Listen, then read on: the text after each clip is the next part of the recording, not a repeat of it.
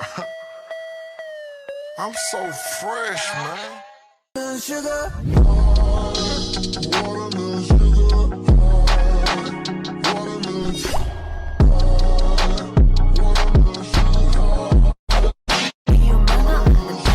Hello everybody, it's Selina and welcome back to my YouTube channel. So for today's video, as you can see from the title below, I'll be doing a cherry-inspired makeup look using O.TWO.O products. So this were sent to me para masubukan ko and ma-share ko sa inyo guys kung ano pa yung mga available na cosmetics from their shop. Also, I'm gonna leave the links in the description below para ma-check nyo rin.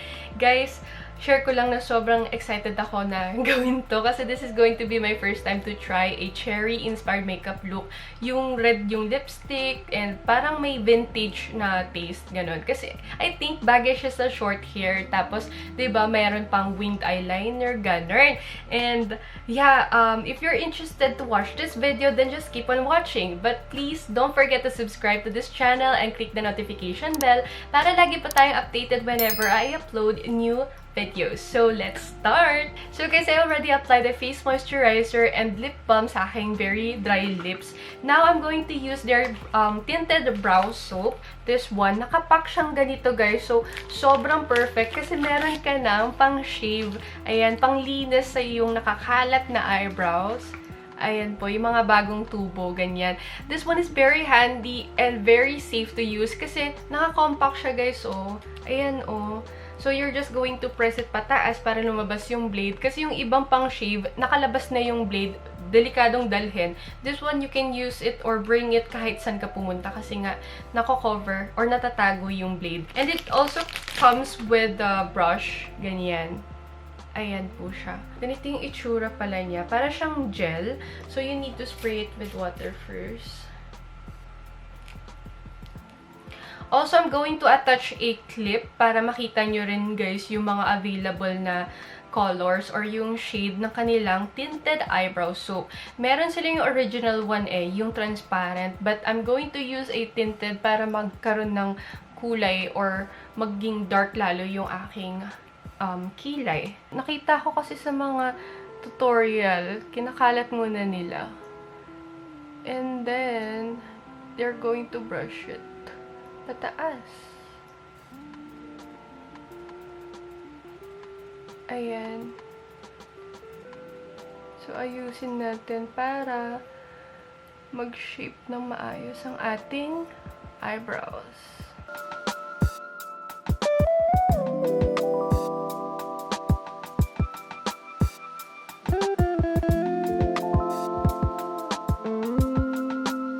So, the next step, I'm going to use their liquid concealer. Ito po, guys, sobrang ganda ng kanilang packaging. Hindi ko nga magets kasi yung vibes ng packaging nila, parang high-end. Mukhang mamahalin yung products, pero sobrang, affordable lang. I swear, sobrang affordable lang nito. So, this liquid concealer in the shade HCO2, yung gagamitin ko po. Ayan, guys. So, mag-a-apply lang ako dito. Oh my gosh! Guys, oh, ang laki ng doe foot. Ang laki ng applicator. Lapad niya.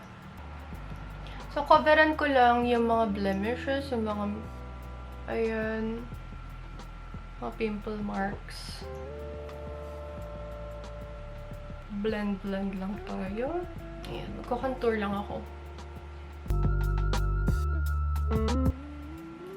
And syempre, dapat blend lang ng blend. Okay? So, the next step that I'm going to do now is yung sa eye makeup natin. Okay? Ito na yung favorite part ko. I'm going to use their eyelash curler. Ayan. Ang ganda, guys. Sobrang gandang tignan. Matte black ba siya or glossy? Para siyang matte black. Ang ganda niya, oh.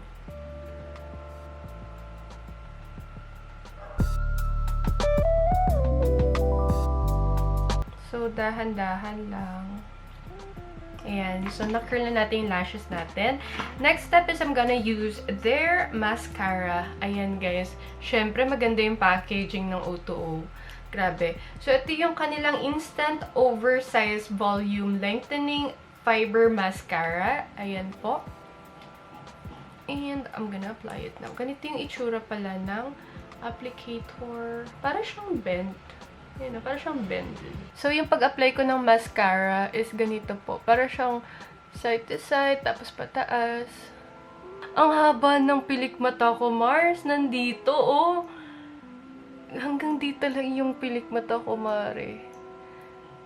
Tapos ito, tignan nyo, ang haba. Oh my gosh, talagang lengthening siya. Pero for volumizing, hindi siya ganun kakapal, guys. Sakto lang. Pero kapag sa pahabaan ng pilik mata, girl, ang ganda nito. So, ganito na yung itsura ng ating lashes. Sobrang fresh. Oh my gosh, ang haba. Diba? Ang haba, guys. Wait lang. Natuwa ako. Onting haba pa. Feel ko kaya niyang i-achieve yung lashes na hanggang dito. Talaga. Kasi tignan niyo, oh. Ang haba, Mars. Ang haba. Super nice. Ang long. I like it. Ang ganda. So guys, for our blush, gagamitin ko po itong Pick Me Cheeks and Lips. Ito yung secret crush nila. In a shade Queen. So guys, ito po yung itsura niya once na open. Trinay ko na to kanina eh. And hingi ko lang ako ng product. Ganito siya. Very pigmented. Oh my gosh, guys! I forgot. Pwede ko itong gamitin pang eyeshadow. Okay? Gagamitin ko siyang pang eyeshadow. Another one, they also have itong berry na shade. Ayan po. So, isa-slide lang natin yung cover. And then, ang pretty ng color niya, guys. Oh. Ayan. So, this one is yung kanilang berry. Ito yung berry and ito yung queen. As you can see, sobrang red nung queen. Tapos yung berry, pinkish-pinkish lang siya. Girly-girly lang. So guys, napag-isipan kong gamitin ko tong Pick Me Cheeks and Lips and Eyes clay blush nila in a shade Queen para sa aking eyeshadow. Ito po. Kasi tignan nyo naman yung kulay niya. So gagamitin ko lang tong brush. Ayan. And then, apply it sa aking eyes. Oh my gosh. Super red. Super red. Oh my gosh, ang red. Grabe yung pigmentation, Mars. Guys, ang pretty nitong shade na to. Itong Queen. Kanina sobrang red niya lang, pero once you blend it, ang ganda na. Ganyan siya. Diba? Ayan. So, applyan ko lang yung sa kabila.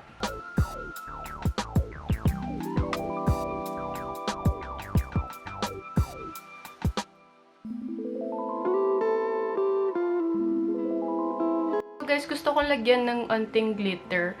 Ito sa eyelids kasi I think okay siya. Diba? Ang pretty.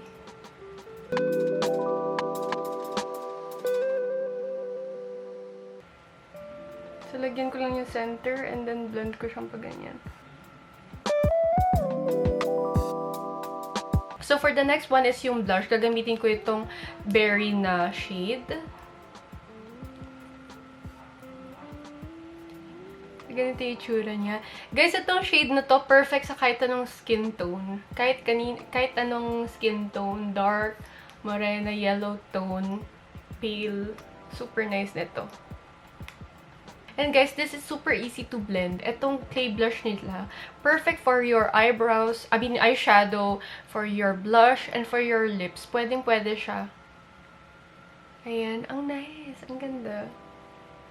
And of course, hindi matatapos itong look na to without the eyeliner. Ito po yung tsura ng liquid eyeliner nila. Sobrang nice. And yung brush or yung applicator. Ayan, guys. This one is really perfect sa mga beginners. Kasi ganito yung eyeliner na ginagamit ko before nung nagsisimula pa lang ako sa pagme-makeup. So, guys, ganito tayo. Magsa-start lang ako dito sa kilid. Zoom ko lang.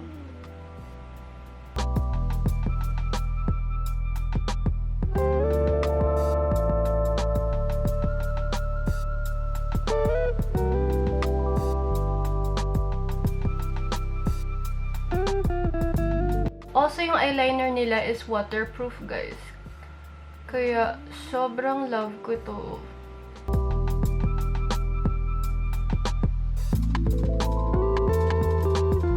So, ganyan po yung itsura ng ating eyeliner. Sobrang ganda niya, guys. Hindi siya makalat.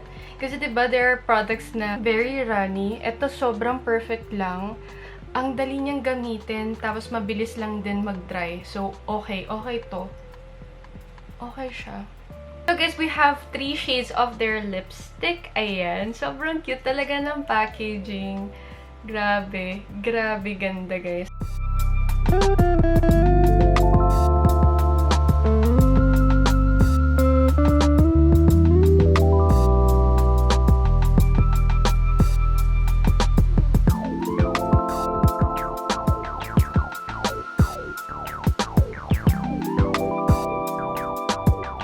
Gagamitin ko na lang for this look is yung Chill. Kasi parang reddish to eh. Mas dark ata to eh. Oh my gosh. Ang grabe. Guys, nakakita niyo yun? Sobrang pigmented. Oh my god.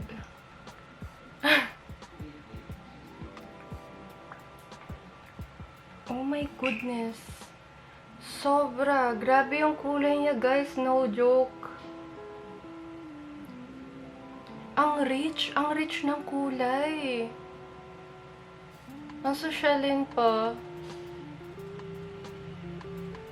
Oh my god, I love it. I love it so much. Girl, ang ganda. Ang ganda nitong Chill. Guys, kung kayo yung mga parang bossy yung itsura, mukhang mataray na mayaman, social, classy, perfect tong red na to. Ang ganda niya, loves.